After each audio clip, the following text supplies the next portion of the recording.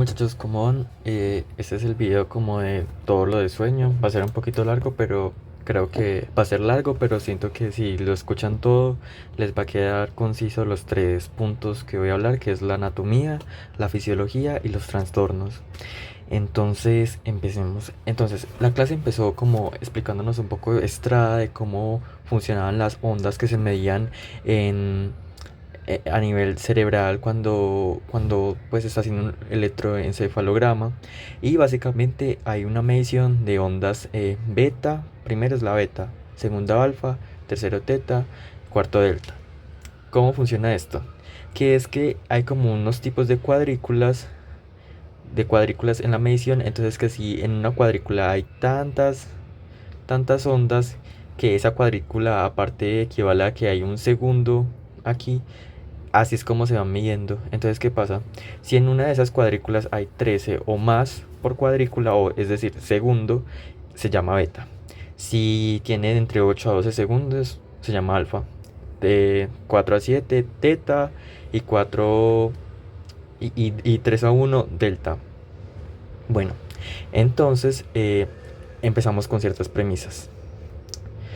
Cuando estamos despiertos y tenemos los ojos abiertos, estamos con ondas betas, es decir, tenemos mucha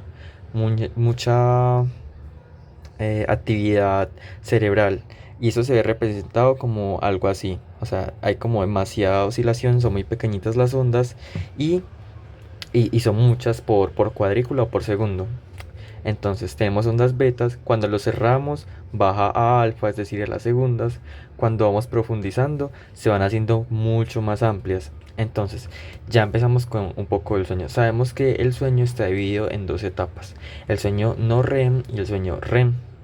Esperen, les escribo por acá: REM y no REM. Y no REM. ¿Qué significa REM? Es una sigla en inglés que en español sería como MOR, que serían movimientos oculares rápidos. Entonces, básicamente, en no REM es la primera que empieza, y tiene alrededor de una duración de 70 minutos. No REM o no MOR. Entonces, después de esto nos va a dar una parálisis flácida, excepto en los ojos, que se mueve muy rápido, y esto es el estado de amor, que dura alrededor de 20 minutos, pero como vamos a ver más tardecito, esto va a cambiar a través de los ciclos. Básicamente, un ciclo es no more, more. Eso es un ciclo. Y así tienen que haber 5, alrededor de 3 a 5. Eh, si se quitan... eh,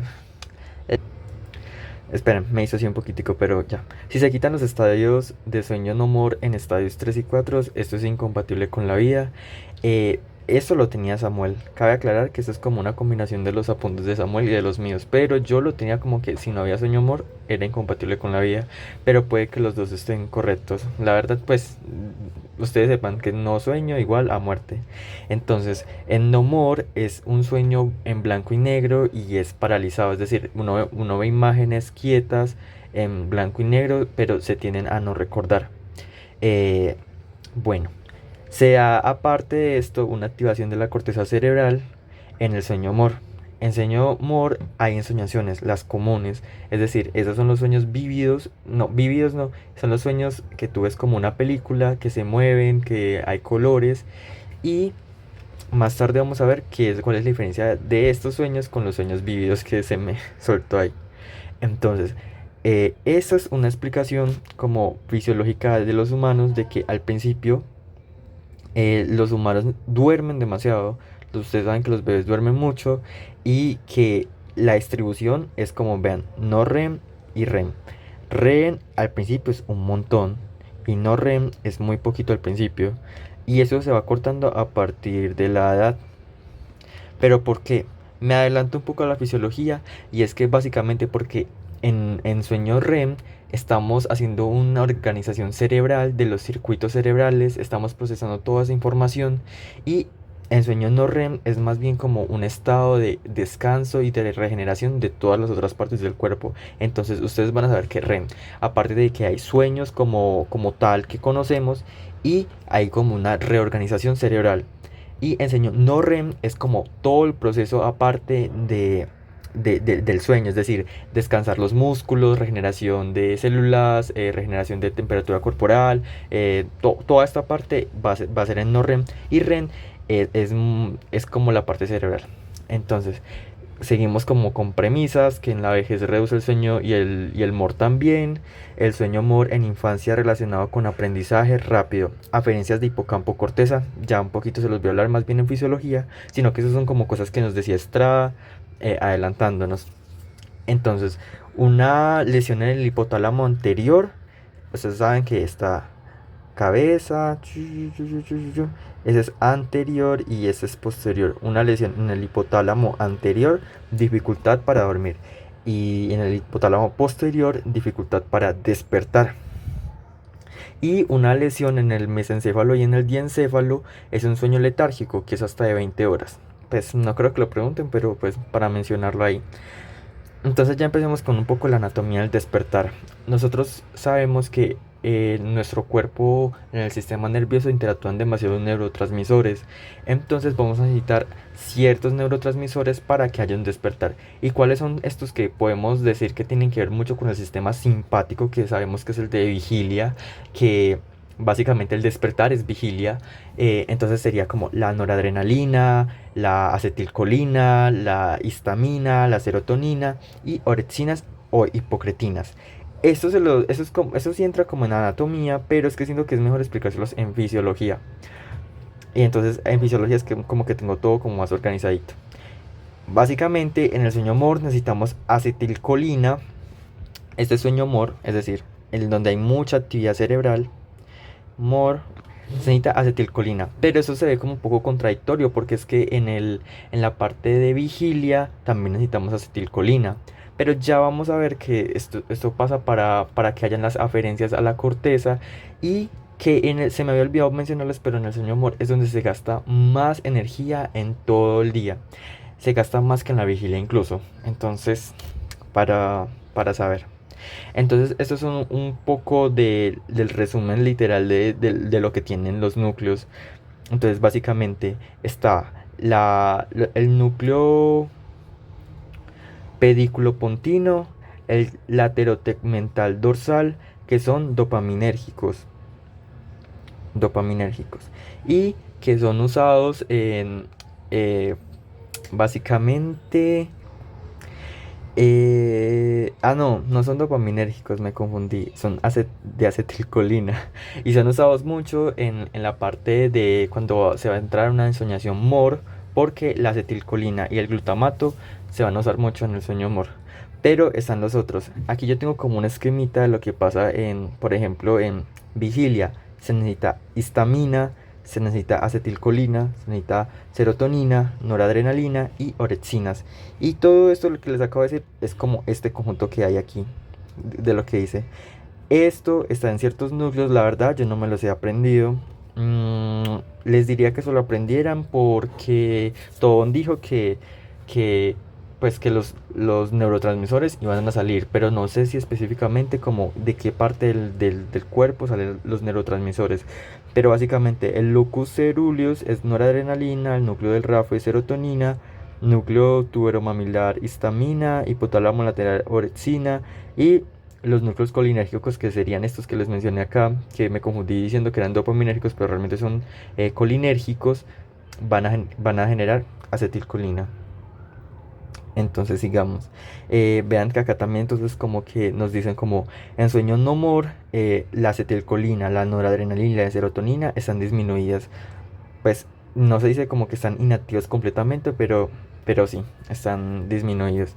Y en sueño more, la única aquí que aparece en el esquema que es de la clase de Tobón es la acetilcolina que está activada, pero yo sé que en alguna parte él dice que el glutamato también debe estar activado, entonces también ténganlo ahí como presente que en el sueño REM también es el glutamato.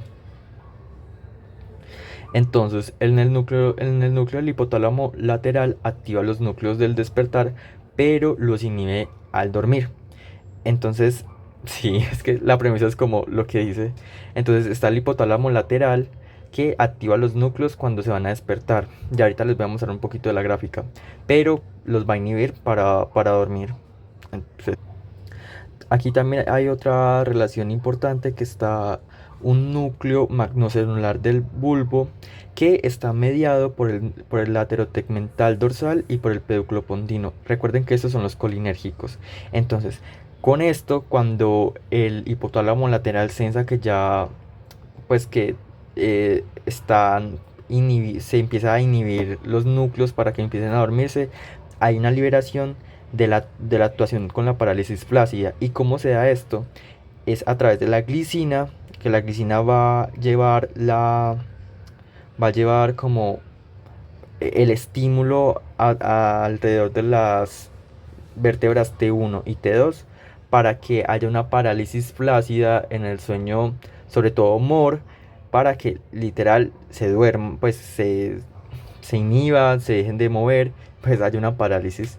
Entonces, cuando hay un daño en el núcleo magnocelular del bulbo, hay ese movimiento, permite un movimiento mientras se duerme.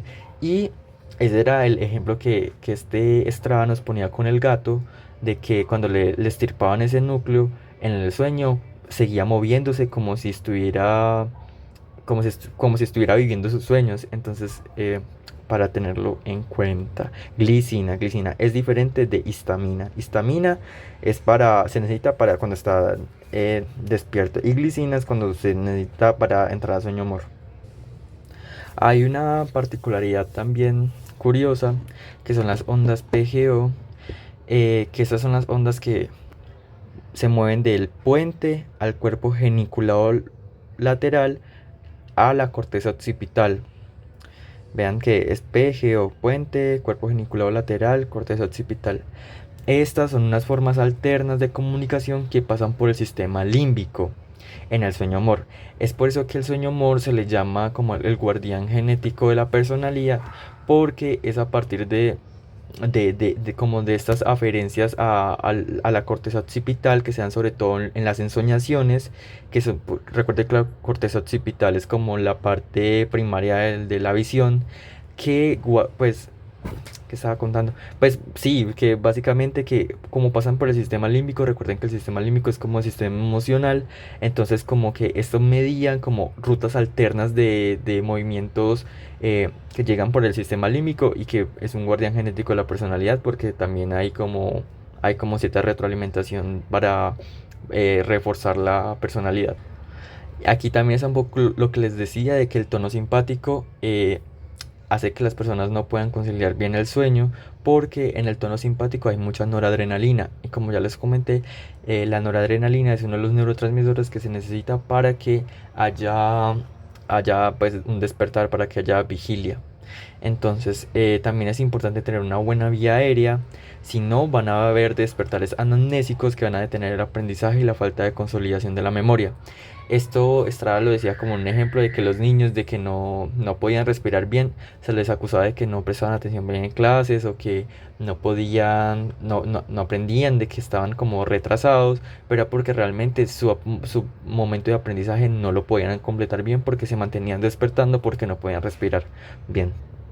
Entonces ya vamos a entrar un poco con los relojes biológicos y es que tenemos que saber que el núcleo supraquiasmático del hipotálamo es el núcleo como máster de los relojes biológicos y de los ritmos circadianos. Este representa alrededor del 65% de los relojes y los ritmos circadianos y se le conoce como el reloj biológico Y. Hay otro reloj biológico que se llama X, pero su función y su funcionalidad es desconocida. ¿Cómo funciona eso? No sé, no tengo idea. Entonces, ritmos ultradianos son los que repiten varias veces en el día, como el ritmo cardíaco. Ritmos infradianos se repiten cada cierto día, como el ciclo menstrual. Y los ritmos circadianos son los que están dependiendo de la duración del día, como lo puede ser el sueño. Entonces, Estrada decía que todo este proceso de ritmos biológicos era como una razón evolutiva de cómo los humanos veían de que la Tierra rotaba y cuando había más luz es porque necesitaban como que alimentarse y cuando había menos luz es como que tenían que entrar a la cueva y tenían que como que empezar a activar como todas estas zonas para que inducieran un sueño para el descanso. Entonces, básicamente por razones evolutivas. Entonces el núcleo supraquiasmático es el marcapaso del 65% de los ritmos. El nervio óptico tiene una partecita que se ramifica al hipotálamo y esta partecita se va a ramificar al núcleo supraquiasmático. Cuando se dice que se ramifica al hipotálamo es esa parte del núcleo supraquiasmático. Entonces, ¿cómo funciona? Hay un bombardeo de fotones que van a inervar la retina y la retina... eh, Ustedes saben que esto funciona como al contrario de las otras percepciones, que cuando no hay luz es que está activándose las células y cuando hay luz es que se inactivan. Entonces, cuando empieza a quitarse la luz, estas neuronas de acá empiezan a mandar el montón de señales al marcapaso que sería el núcleo supraquiasmático, y este núcleo supraquiasmático va a mediar y va a determinar todos los ritmos otros biológicos para que hayan unas funciones biológicas, es decir, muchos órganos con sus ritmos biológicos. Es decir, a través del marcapaso es que los otros órganos pueden determinar sus ritmos biológicos. Entonces, para que se tengan en cuenta. Y el tracto retina-hipotálamo es este tracto que les digo que es de la retina al marcapasos, que es el núcleo supraquiasmático. No confundir con el núcleo supraóptico, que eso tiene que ver con otras cosas de endocrino, pero supraquiasmático. Sammy tenía como que el sueño no se concibe ni en total luz ni en total oscuridad, sino una cantidad de fotones adecuada que proporcionan las penumbras. Sammy sabrá ya que había dicho ahí, pero no sé. Lo puse porque sentía que era importante. Acá hay una. Acá hay como que mucho texto, pero es como para explicarles un poco. Y se los voy a leer porque. Porque sí. Bueno, entonces para entrar en la fase del sueño es necesario que estemos en penumbra, como lo dice Sammy, en la cierta cantidad de fotones, ya que es allí cuando las fibras de las células ganglionares de la retina, que informan de la cantidad de fotones, se activan y llevan esta información en conjunto con el nervio óptico, finalizando a nivel del quiasma óptico y llevando esa información al hipotálamo, más específicamente al núcleo supraquiasmático. Es esto a lo que se le llama tracto retino supraquiasmático o retina hipotalámico. Una vez el núcleo supraquiasmático recibe esa información, activa el núcleo paraventricular, quien con sus fibras simpáticas llega a la columna interomediolateral en los segmentos T1 y T2, desde donde pasa la información al ganglio cervical y superior, y este finalmente estimula la glándula pineal. Esta funciona entonces como un sistema biocronométrico y cuyo transmisor es la noradrenalina, y es lo que los pinealocitos, como resultado de una alteración de su membrana, bueno, eso. Bueno, básicamente van a estimularla a través de todo, como de esta vía, retina, hipotálamo, eh, acá, cervical, a las... ¿Cómo es que se llama?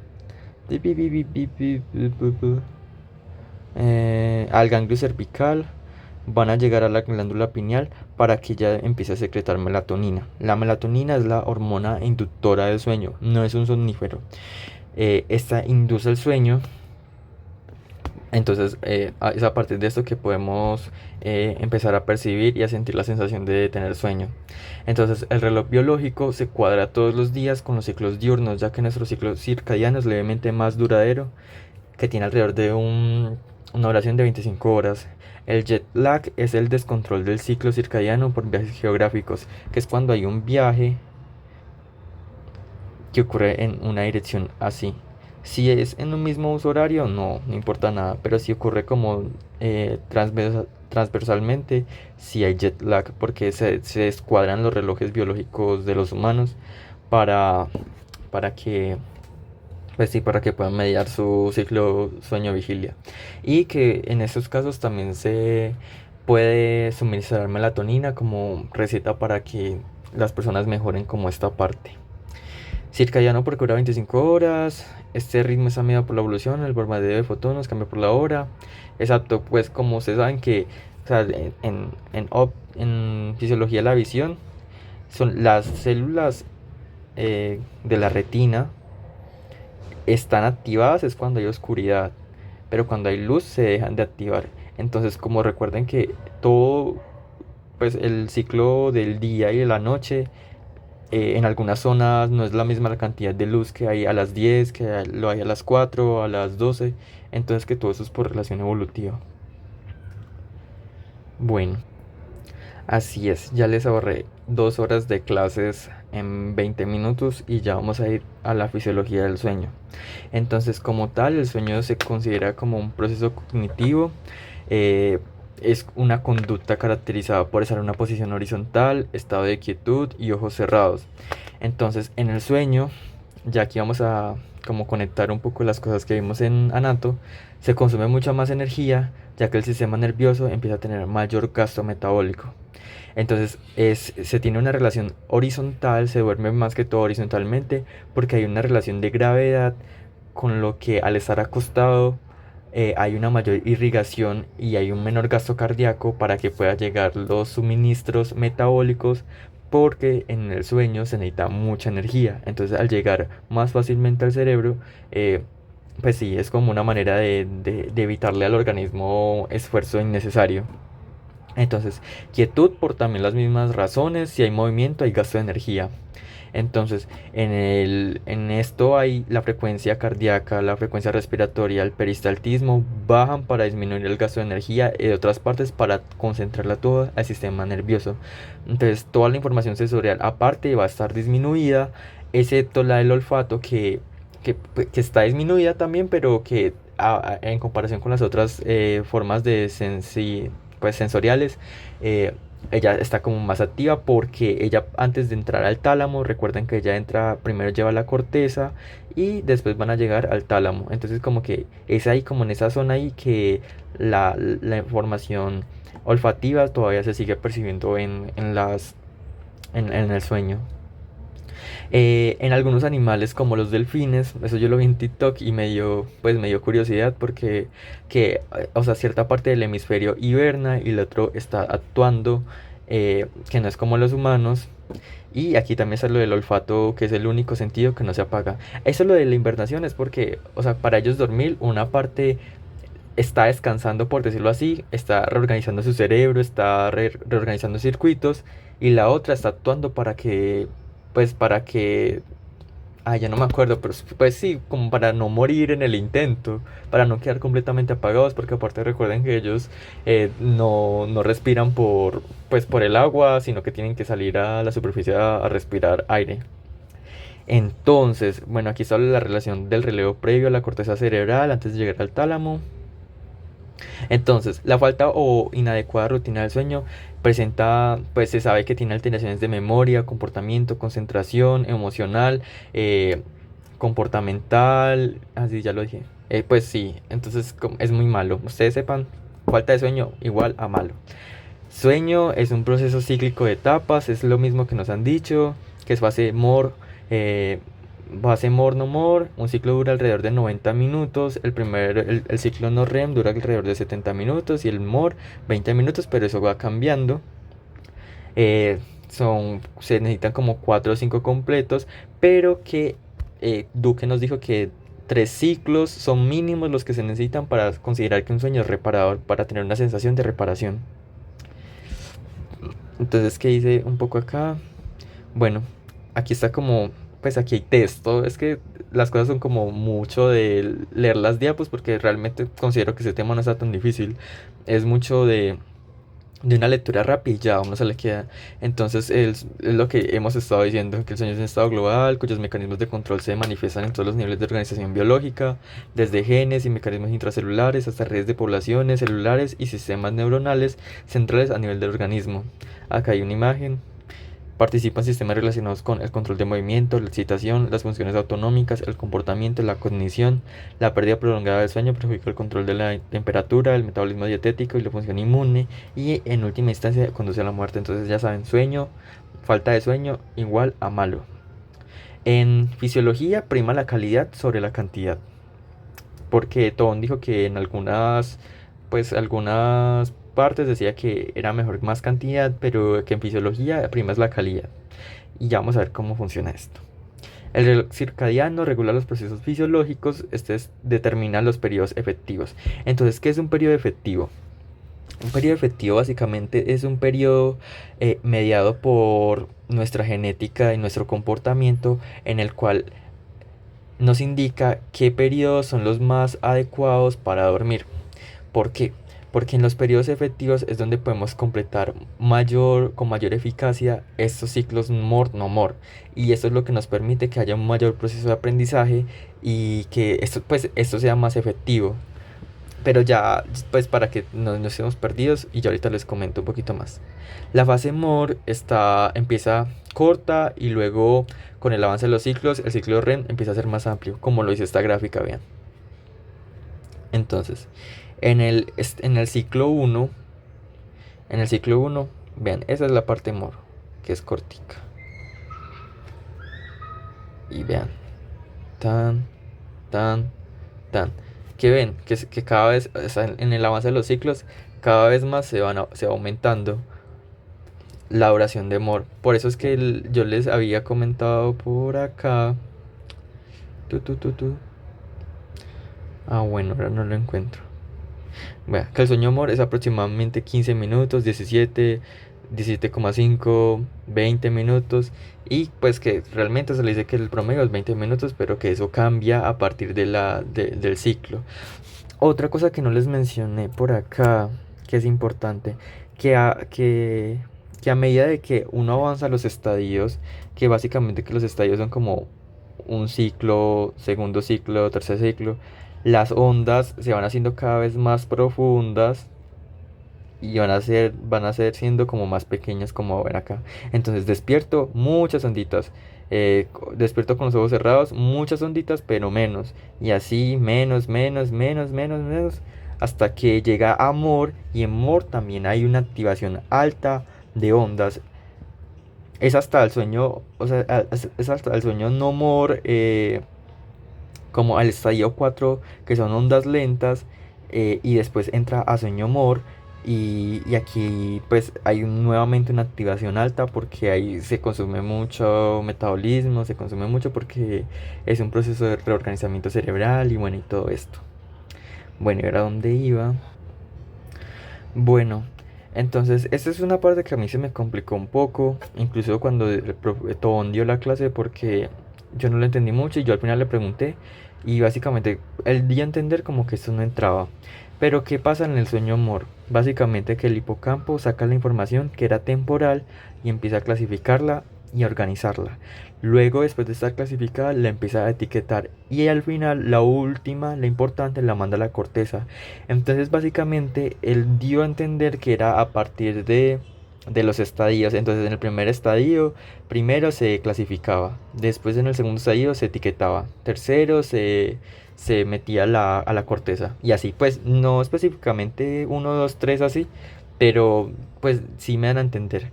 Y hay algo que no sé si les queda claro, que son los estadios, que yo tampoco los entiendo un poco, porque no sé si es que los estadios son como el avance de los ciclos o es como la entrada, los estadios son como la definición del sueño no more, porque en las clases, en las diapositivas de Duque, perdón, se da a entender de que los estadios son la clasificación del sueño no more y el sueño more ya es otra cosa.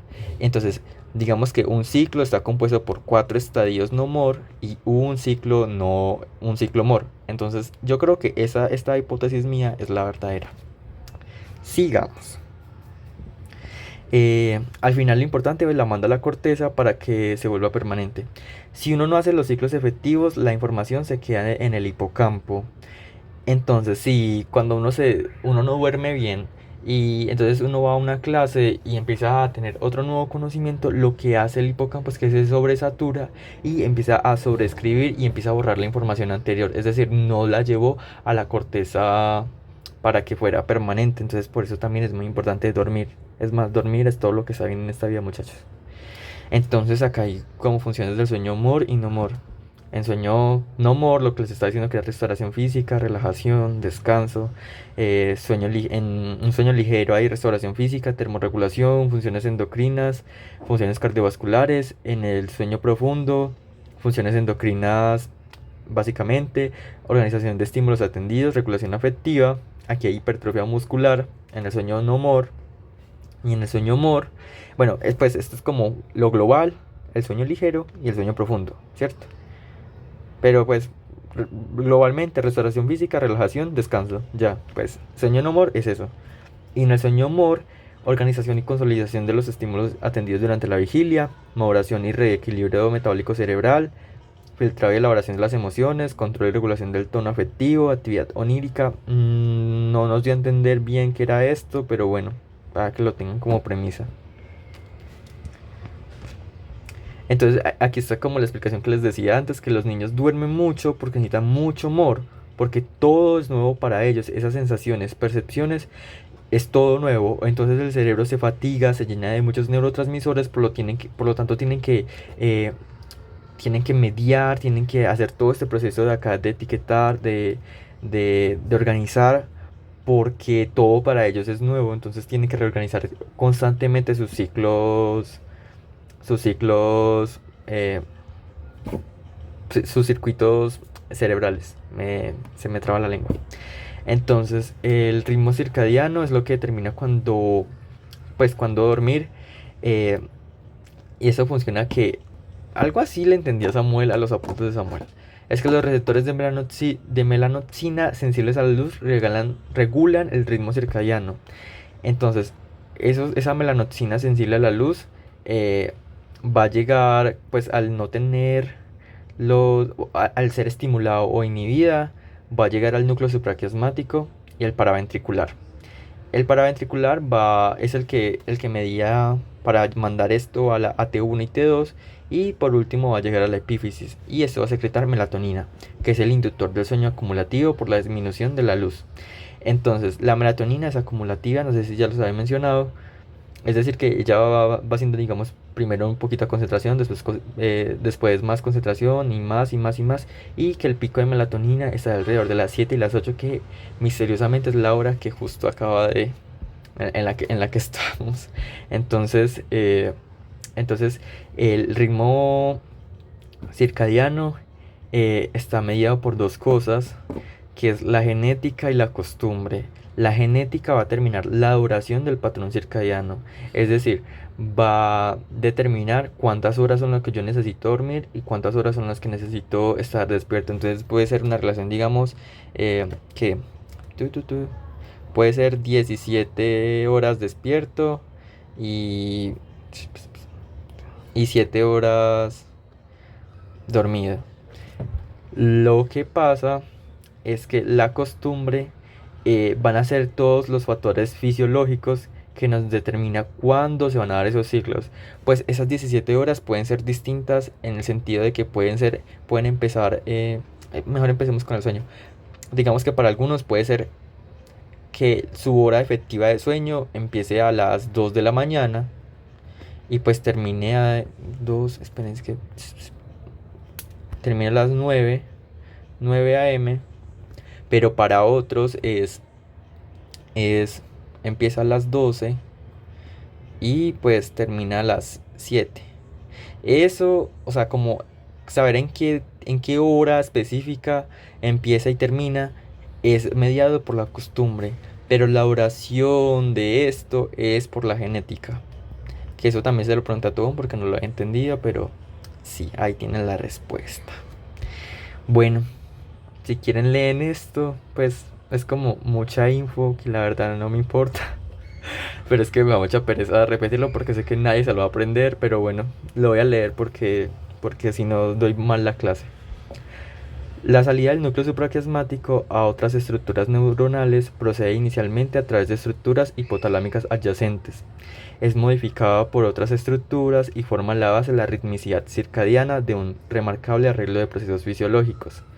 Estos incluyen no solo los ritmos de sueño, temperatura y actividad, sino también los ritmos neuroendocrinos circadianos, como los del cortisol, las hormonas estimulantes de la hormona tiroidea, la hormona paratiroidea y la hormona del crecimiento, la prolactina y en particular la melatonina. El núcleo supraquiasmático controla los procesos rítmicos como el sueño, la actividad, la temperatura y la alimentación a través de sus proyecciones a regiones adyacentes del hipotálamo anterior. Como se propone que el MPA para saber qué es eso, sea particularmente importante para el control circadiano de, de las interacciones entre el sueño y la temperatura. La melatonina es producida por la glándula pineal que recibe sus señales circadianas del núcleo supraquiasmático a través de una vía multisináptica que involucra a la, a la paraventricular, creo que es eso, y los ganglios simpáticos de la médula espinal superior. Es lo que les decía, o sea, el supraquiasmático es como el principal y alrededor de los ritmos adyacentes va a controlar los otros relojes biológicos y se destaca el de la melatonina va a ir como tono simpático que tiene como neurotransmisor la noradrenalina que va a llegar a T1 y T2 y después va a llegar a los ganglios cervicales y de los ganglios cervicales van a ir a ganglios cervicales superior y de ahí va a ir a la epífisis que va a empezar a secretar melatonina. Y sí, pues es eso. Entonces el núcleo supraquiasmático a partir del bombardeo de fotones es como el que regula un montón de relojes circadianos, los neuroendocrinos y todas esas partes de temperatura y eso, que pues es importante saber que el núcleo supraquiasmático es como el putas ahí. Entonces aquí como cuando núcleo supraquiasmático, las otras estructuras funcionales circundantes reciben información del núcleo supraquiasmático y sí. Entonces, fisiología de estar despierto. Para estar despierto se necesita noradrenalina, serotonina, histamina, norexinas, hipocretinas y también se necesita acetilcolina. Entonces esta diapo es importante porque aquí nos explican como todo bastante bien. Un componente clave del sistema activador reticular ascendente, que se le llama SARA, es un grupo de núcleos colinérgicos, que son los dos que les había mencionado, que es el temerolateral dorsal y el pontino, bueno, no sé qué, ese miércoles, que están cerca del mesencéfalo, que se proyectan hacia las neuronas talamocorticales, es decir, acetilcolina. En la regeneración y mantenimiento de la vigilia también participan las neuronas noradrenérgicas del locus ceruleus, las neuronas serotoninérgicas de los núcleos del RAFE y las neuronas histaminérgicas del núcleo tuberomamilar del hipotálamo. Eso es lo que nos había dicho Estrada y la tablita que les había dicho de cómo funcionaba pues, los neurotransmisores que estaban. Entonces básicamente pasa esto, muchachos, pequeños. Cuando hay luz, el núcleo preóptico ventrolateral se va a inhibir. Entonces, si hay una inhibición de este núcleo, no va a inhibir esto de acá y no va a inhibir esto de acá. ¿Qué pasa? Que si no inhibe estas cosas de acá, estos núcleos van a empezar a liberar acetilcolina, que son los núcleos colinérgicos. El locus ceruleus va a liberar noradrenalina, el núcleo del RAFE va a liberar serotonina. Y esa es otra vía que yo la verdad no la entendí, pero básicamente que la luz hace que las hipocretinas 4Y y norexinas, no, espere. Hipocretinas, norexinas son las otras dos hormonas que se necesitan. Entonces, básicamente que con luz estas se empiezan a liberar, que es como aquí las neuronas de orexina, que lo que está diciendo. Entonces, con luz se inhibe el núcleo preóptico ventrolateral, lo que hace que empiece a secretarse acetilcolina, noradrenalina, serotonina, norexinas y histamina. ¿Qué pasa cuando uno duerme? Que me les adelanto aquí también. Esto deja de estar inhibido y como deja de estar inhibido, entonces empieza a inhibir todo esto. Entonces inhibe la acetilcolina, la noradrenalina y la serotonina. Esto en estadio no REM. Y también la histamina y pues las hipocretinas y norexinas. Pero va a haber un punto cuando vaya a entrar amor que tiene que haber como una activación del núcleo colinérgico porque no es tan efectivo. Y es a través de esto que la acetilcolina empieza a actuar en el hipocampo corteza cerebral para que haya el proceso de aprendizaje. Entonces eso es como lo que les he dicho. Tuberomamilar, histamina. Serotonina, núcleo del RAFE. Locus ceruleus, noradrenalina. Núcleos colinérgicos, acetilcolina. Y pues hipocretinas y norexinas por alguna parte, no sé. Entonces, noradrenalina, serotonina, acetil-CoA, neuronas de orexina y hipocritinas por medio del glutamato estimula. Mm, Glutamato y acetilcolina se necesitan en sueño REM por la actividad del hipocampo, lo que les estaba diciendo, y que cuando a uno le demandan antihistamínicos, esos dan sueño porque si la histamina se necesita cuando uno está despierto, si hay antihistamínicos, eso hace que uno le dé sueño. Entonces ya aquí la fisiología. En AUR a nosotros nos enseñaron que adenosina era un vasoconstrictor de la arteriola aferente y que eso era a través de las glándulas de cuáles eso era parte de una parte del aparato justaglomerular y básicamente lo que le quiero decir es que la adenosina es producto del ATP que se convierte en ADP y ese ADP pues algunos se ha usado en AMP cíclico, pero básicamente los residuos de ADP van a convertirse en adenosina. ¿Y qué pasa cuando hay mucho gasto de ATP, ADP? Es decir, ha habido exactamente eso, ha habido mucho gasto de ATP, es decir, ha habido mucho gasto de energía. Entonces la adenosina es un componente que también es acumulativo como la melatonina. Entonces es a partir de todo el gasto energético que hemos tenido que la adenosina empieza a confluir y que se acumula en nuestro organismo y que también pues tiene ese efecto acumulativo y eso tiene un efecto a su vez de la homeostasis del sueño. La adenosina lo induce a través de la inhibición de la vigilia de todos estos núcleos. Básicamente es que la adenosina inhibe el desinhibe el núcleo preóptico ventrolateral. Entonces llega la adenosina acá, le voy a poner como adenosina. Y lo que hace es desinhibir. Y entonces libera este núcleo y este núcleo lo que hace es empezar a inhibir estos núcleos del encéfalo para que estos neurotransmisores bajen, ¿cierto? Y si bajan esos neurotransmisores, hay sueño. Entonces básicamente funciona así.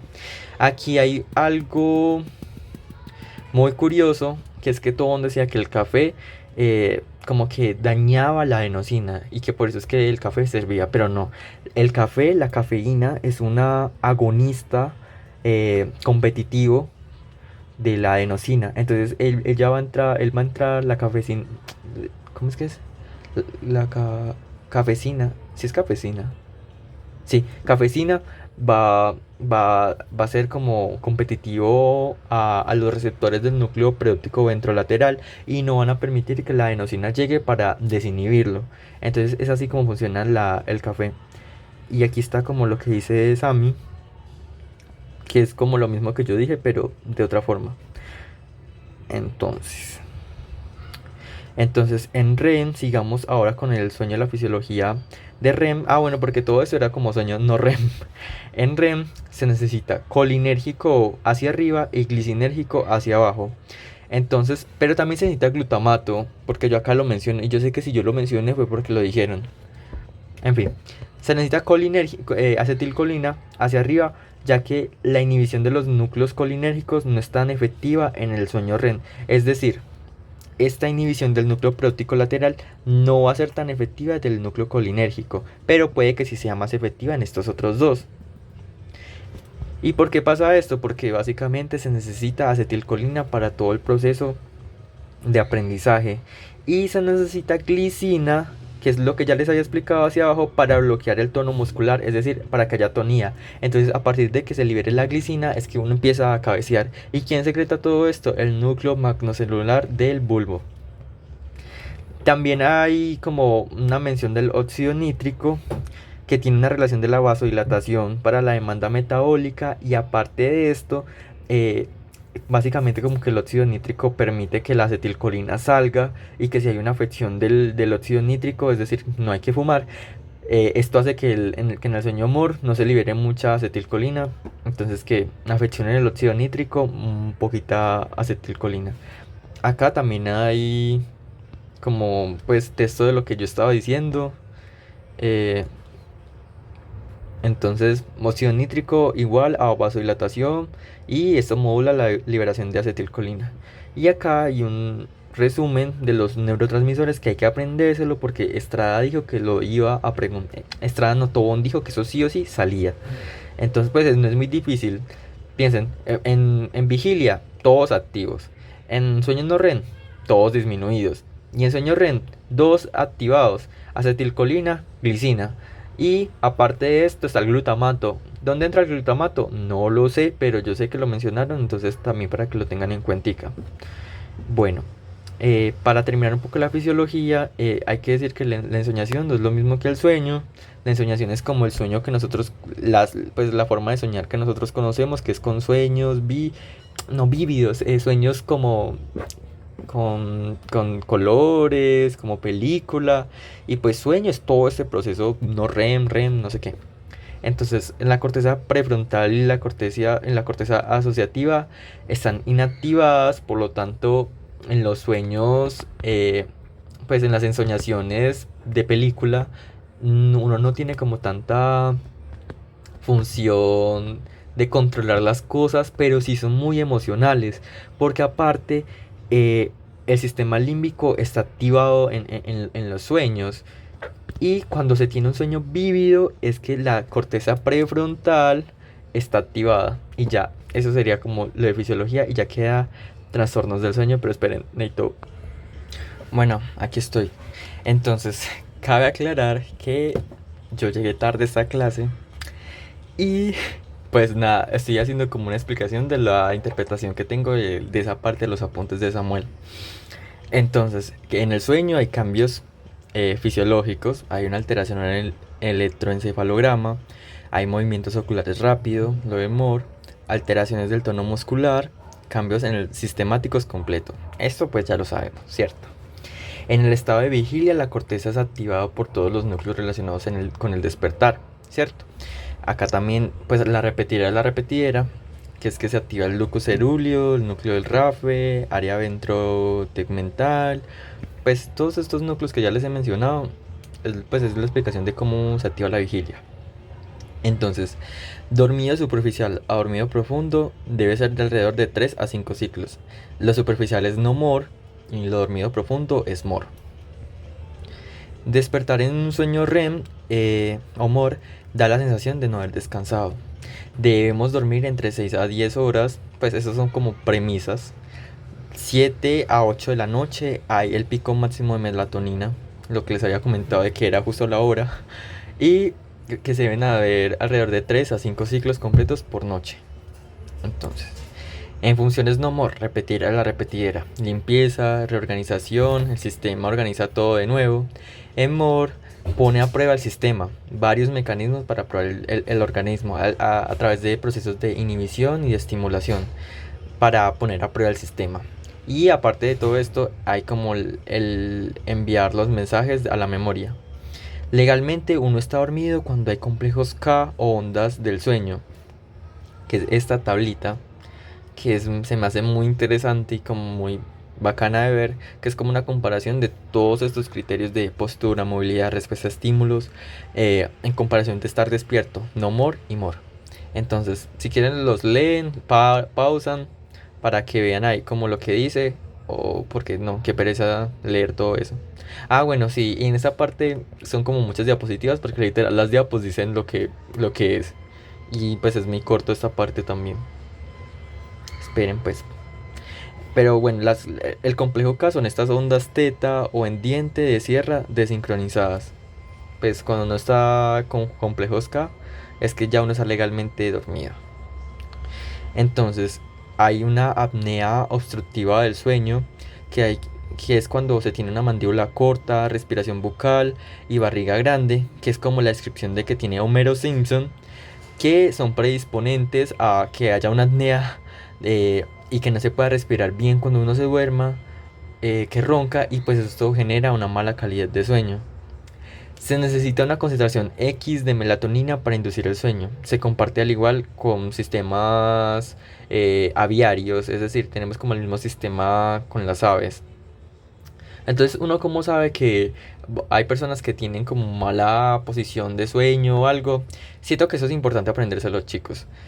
Cuando uno hace una medición a nivel del cuello, a nivel del cartílago cricoides, si hay si uno mide y tiene más de 38 centímetros, hay que ponerle cuidado. Y en hombres de 42 centímetros, ronca o va a roncar. Es decir, que si pasa eso, es que ronca o va a roncar. ¿Cuál es el problema de que ronque o va a roncar? Es que va a haber como una obstrucción de la vía aérea y pues esto provoca las apneas de sueño y esto provoca también una mala calidad de sueño. Y también es midiéndole la panza a las personas y es en mujeres. Si hay más de 100 centímetros, también es predisponente. Y si hay más de 110 centímetros en hombres, también es predisponente. Cuando se pasa a sueño profundo se libera glicina, ya se los había mencionado que eso es para bloquear la médula y cuando esto pasa pues uno empieza a cabecear, es ahí donde a uno se le empieza a caer la cabeza cuando uno tiene mucho sueño y uno se pone mo hanshin honshin y uno empieza a cabecear y cabecear y por eso se le debemos a la glicina, pero eso tiene que haber, entonces pues como les decía que acetilcolina para arriba y glicina para abajo. Acetilcolina para el proceso de memoria y todo, reorganización cerebral y glicina abajo. Y sobre todo esto pasa, pues todo da a entender que eso pasa en el sueño mor. Pero pues aquí Duque también da a entender que al menos la glicina también se libera en el sueño no mor. Entonces, para que lo tengan en cuenta. Hay un patrón familiar en el sueño. Él nos ponía como una imagen de niños que estaban dormidos y que tenían las mismas poses que los adultos, pero pues no puse esa diapositiva obviamente. Eh, y que de no amor se baja un grado de temperatura. Entonces aquí está lo mismo, funciones del sueño, restauración celular del cuerpo y cerebro, agilizar la eliminación de residuos del sistema nervioso central a través del sistema linfático. Importante, se me hizo, pues no importante, sino que se me hizo curioso que pues a partir del sistema linfático y no del venoso es que se libera como los desechos del sistema nervioso central, pero bueno. Conservación de energía, adaptación, refuerzo y consolidación de la memoria, conservar la integridad de la... Bueno, sí, lean. El sueño no es un estado uniforme. Los diferentes patrones de sueño siguen un componente cíclico. Las modificaciones del electroencefalograma a lo largo del sueño indican la existencia de una reorganización de las actividades córtico-subcortical. Que es todo eso lo que les estoy diciendo. Poner a prueba los sistemas. Que esto o sea, son como premisas de que de lo mismo que nos han dicho en todas las otras clases. De que esto es cíclico. De que son sistemas que se ponen a pruebas. Bueno, todo esto. Se necesitan mínimo 3 ciclos del sueño para que sea reparador, lo que les había comentado, de que aparecía lo que él decía. Los desfases de horas es cuando se desplaza la hora de dormir del sueño efectivo de uno, pero uno no desplaza también la hora de despertar. Entonces, lo que antes sería como empezar de las 8 a las 7, un ejemplo, AM, 8 pm. Uno desfasa esto y uno empieza a las 12 pm. Pero como uno trabaja, uno estudia, uno se sigue despertando a las 7 a.m. Entonces uno no completa todos los ciclos y eso se le llama desfase de horas, pues desfase horaria y pues obviamente eso pues es perjudicial para uno porque pues por todos los efectos que ya vamos a ver de los trastornos del sueño. Bueno, yo no sé por qué yo puse esto, pero básicamente falta de sueño, cambia la fisiología a las T3 y T4, cortisol, dificultad de la regulación de la glucemia. Por si en alguna pregunta aparece algo así como T3, T4, cortisol, y ustedes dicen como, estamos en endocrino. Obviamente voy a descartar esa pregunta, pero no para que no la descarten, porque si yo lo puse fue por algo.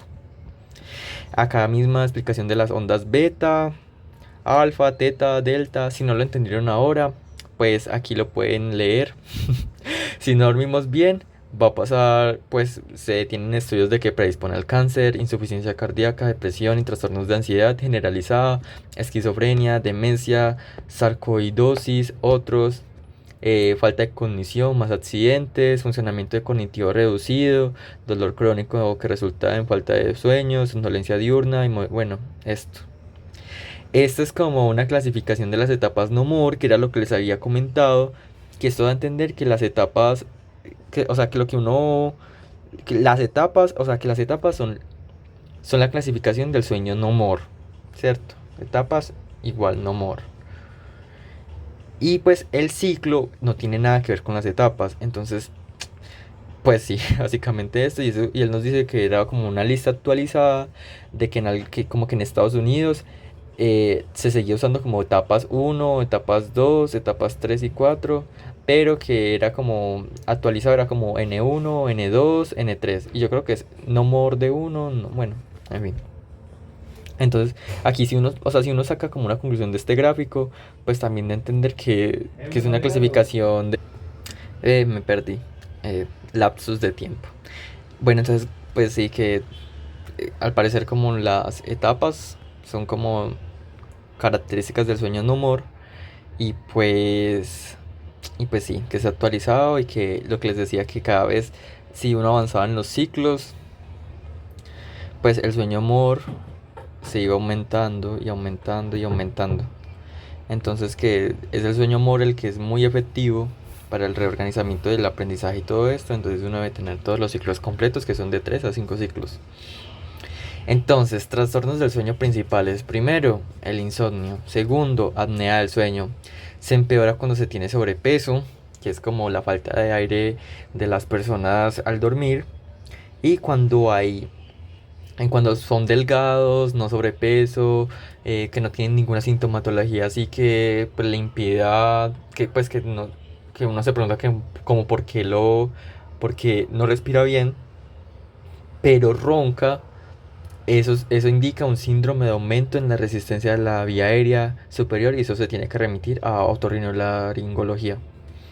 Tercero, síndrome de piernas inquietas. Incapacidad de poner atónicas las piernas cuando se duermen. 4. Parasomnias, pesadillas, hablar dormido, bruxismo, sonámbulo, mioclonías del sueño, como son todas estas son como características o derivaciones de las parasomnias. La narcolepsia, que es pasar de estar despierto, de estar en vigilia a sueño mor de una vez. Es decir, se saltan todo el sueño no mor. Entonces, que eso es como malo, la narcolepsia. Es muy difícil de diagnosticar y es porque es muy rara aparte. Entonces, de despierto a dormido profundo. No hay expresión de una sustancia llamada uresina. Eso lo tenía Samuel. Yo no lo copié, pero pues para que lo tengan ahí en cuenta. Mi, mi, mi táctica es como hay AUR, pensar en orina y pensar como en estas hormonas antiguas que habían acá. Las, las norexinas. Entonces como, no, norexina no puede ser porque norexina era la de la vigilia. Bueno, pero es que AUR me recuerda a UR, entonces como hay uresina. Entonces sí, que pasa la narcolepsia por deficiencia de uresina. Acá hay terminitos. Siento que es importante aprendérselos. Aparte que son muy fáciles porque a Duque le gusta como que preguntar así. A mí me preguntaba así en los casos clínicos como hay. ¿Qué es somniloquia? Hablar dormido. ¿Qué es sonambulismo? Movimientos y acciones mientras duermes. ¿Qué es sexonia? Conductas sexuales mientras se duerme. Pues sí, Reyes, pues es eso. Eh, Manifestaciones clínicas. La mayoría de las personas que consultan presentan uno de tres síntomas: somnolencia excesiva, dificultad para iniciar o mantener el sueño, fenómenos inusuales asociados con el sueño. La somnolencia excesiva puede confundirse con fatiga o falta de energía, para tenerlo en cuenta. Los síntomas frecuentes son cefaleas matutinas, lapsos de atención o dolores musculares. La dificultad con el sueño por la noche puede ser una clave para problemas diurnos y los fenómenos nocturnos pueden ser una clave para problemas encefálicos. Así es. Duque, el dato médico, ya está obsesionado con las historias clínicas. Él es como anamnesis y la anamnesis. Y sí, entonces como que cuando uno haga la revisión por sistemas debe tener en cuenta como enfermedades pulmonar o cardíacas. eh, que haya alguno de estos síntomas como angina, ortopnea, disnea paroxística nocturna, no sé qué chuchas es todo eso, no hemos visto cardiorrespiratorio, enfermedad gástrica, si hay reflujo gastroesofágico, acidez, prostatismo, si hay nocturia. Entonces también aquí hay otra cosa de AUR. Entonces la historia clínica, él dice como una sentencia que es las 19, no sé qué, pero obviamente eso no lo va a decidir como, según qué hay que hacer la historia clínica, pues tal vez para todo médico, pero no para acá, para neuro. Así que ni siquiera la copié. ¿Cuál es la queja del paciente? ¿Cuál es la queja de su compañero? ¿Cuándo fue el inicio y cómo ha sido el curso? ¿Cuál es la historia de tu familia de trastornos de sueño? No sé qué es esto, pero es como insomnio, trastornos respiratorios relacionados con el sueño, trastornos centrales de la hipersomnolencia, somnolencia diurna que no se debe a otro trastorno del sueño, trastorno despertar del no se copió, parasomnias, trastornos del movimiento relacionados con el sueño, otros trastornos del sueño no clasificados. Es que no, pues yo no supe qué era la sigla. Vean, es como la tercera edición de ICSD, pues es como algo que está en un libro. Diarios de sueño. Eso es como lo que se le recomienda como a los pacientes, pero que muchos pacientes lo hacen mal porque básicamente no lo hacen al pie de la letra, sino que lo hacen cuando van a la revisión con el médico. Entonces es como, no, yo creo que yo tuve como 8 despertares, cuando no, tiene que ser como un diario y espérense, yo los muestro por acá en los apuntes de Sami Arroyave, que es como algo así. Así es como algo así. Algo así. Así es, solo me volví para mostrarles eso. Y que debe tener como a qué hora se durmió, a qué hora se levantó, cuántos despertares tuvo, eventos nocturnos que vio, y sí. Entonces, historia clínica, pues tener en cuenta esto, preguntar que si, pues preguntar estas cositas. Si toma fármacos y la abstinencia que toma, come, fuma. Ansiedad y depresión son la raíz de la mitad de los trastornos del sueño. De esos, un 80% tienen malos hábitos de sueño, o de higiene, que ya vamos a hablar sobre la higiene del sueño, que esta parte de la clase me cambió la vida porque la aplico ahora mismo.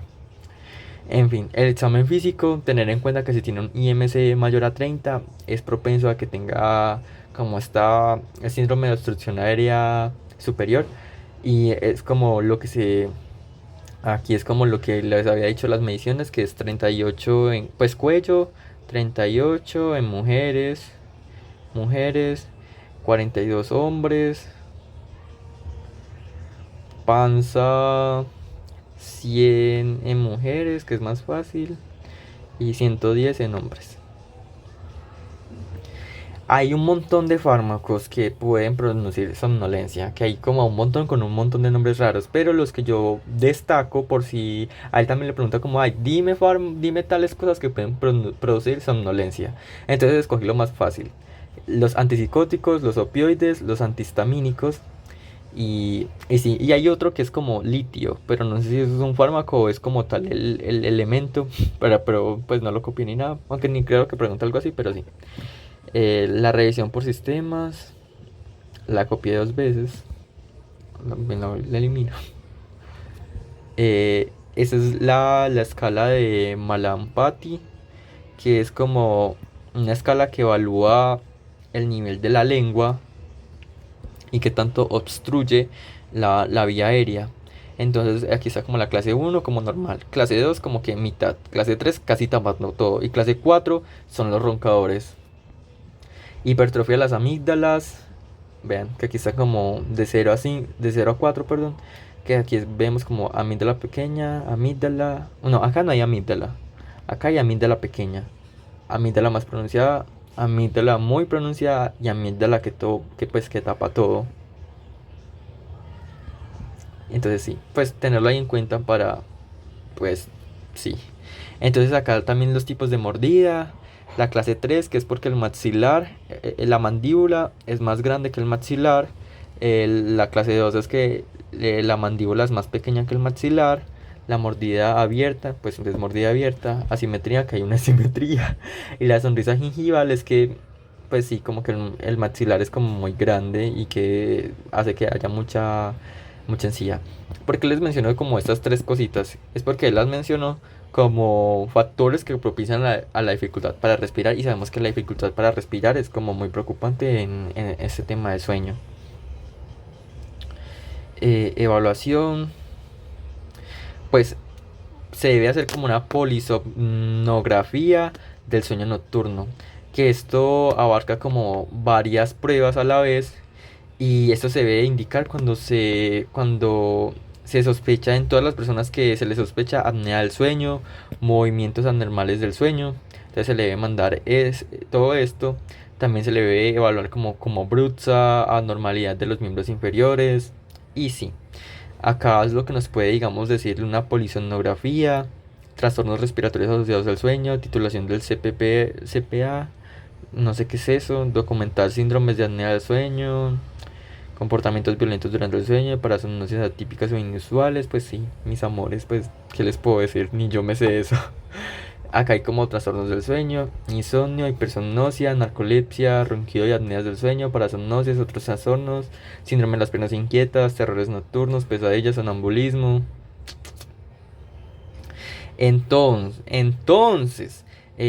Acá hay como, ay, yo como tenía copiado esto, que básicamente son como cuatro condicionitas que tienen son cuatro cosas del insomnio. Es insomnio, esto es cosas del insomnio. Primero les voy a explicar esta diapositiva. ¿Cómo saber si algo es insomnio? Si se cumplen los ciertos criterios. Dificultad para iniciar el sueño o mantener el sueño, o despertarse demasiado temprano. En los niños o las personas con demencia, la alteración del sueño puede manifestarse a la resistencia a ir a la cama por el equipo adecuado, o dificultad para conciliar el sueño sin ayuda del cuidador, es decir, sin estar al lado de tu papi y de tu mami que te haga dormir. La dificultad ocurre a pesar de las facilidades necesarias para el sueño y las circunstancias, es decir, para que uno identificar que de verdad alguien tenga insomnio, se debe tener la cualidad, o se debe tener como el ambiente que propicia el sueño. Si no se tiene ese ambiente, no se puede decir que es insomnio, porque, ay, pues es que tú no tienes sueño, es porque básicamente estás en un lugar de mierda que no te permite dormir. Pues a eso voy. El sueño alterado produce déficits en la función diurna. Entonces, aquí es como los componentes que les decía. Hay varios insomniocitos. Insomnio de conciliación: si una persona no cumple al dormirse en un tiempo determinado, se vuelve a levantar, y eso se le llama latencia de sueño, que dura alrededor de 30 minutos. Insomnio de mantenimiento: la persona duerme 2 horas y se levanta y no puede volver a dormir. Es como esos componentes de acá. Dificultad para iniciar el sueño, para despertarse demasiado temprano o mantener el sueño. Insomnio de despertar temprano: se empieza a levantar mucho antes de que la alarma suene, si te vas a despertar temprano. Y retraso de fase es lo que ya les había mencionado: se acuesta tarde, se quiere levantar tarde, pero tuvo que levantarse temprano. Y sí, lo del jet lag, que se suplementa con melatonina. Hay demasiado todavía. Hay 3P: predisponentes, perpetuantes y precipitantes. Modelo de Spielman: predisponentes biológicos, psicológicos, sociales, factores precipitantes, perpetuantes, y pues todo esto son predisponentes, ¿cierto? Entonces, factores precipitantes: acontecimientos estresantes, crianza de un niño, factores económicos. Factores perpetuantes: permanecer despierto en cama, extender la permanencia en ella. ¿Cómo funciona todo esto? Muchachos, yo no sé, no tengo la mayor idea, pero bueno, ahí están, se los menciono. Insomnio mayor de un mes, presencia de síntomas médicos. ¿Cómo descartar o no? Eh, Presencia de síntomas médicos asociados: sí, insomnio secundario a trastorno físico, requiere evaluación médica especializada. No, presencia de síntomas depresivos severos, ansiedad, alucinaciones, etc. Sí, insomnio secundario a trastorno mental, evaluación psiquiátrica. No, tratamiento no farmacológico incluye la suspensión de medicamentos que pueden provocar insomnio. Persistencia del problema a pesar de higiene de sueño adecuada. Sí, insomnio primario. Tratamiento: se tiene que tratar farmacológicamente, y se debe mantener y reforzar el tratamiento no farmacológico. Y si esta condición no pasa, insomnio secundario a malos hábitos de sueño. Pero ustedes me dirán, ¿qué son esas cosas del hábito del sueño? Y es que son estas normas de higiene del sueño, que son las que me cambiaron la vida, muchachos.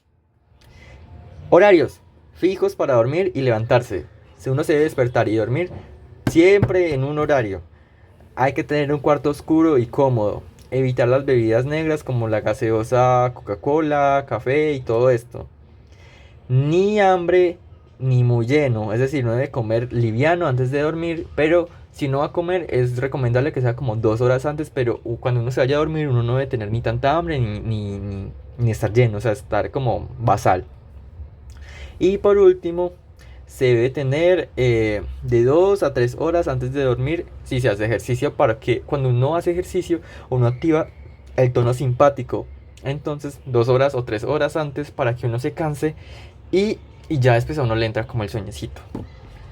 Lo último que uno se debe hacer es, o sea, como receta son los somníferos. Es lo último que se debe intentar poner a un paciente, porque esos son adictivos, uno se vuelve dependiente a ellos.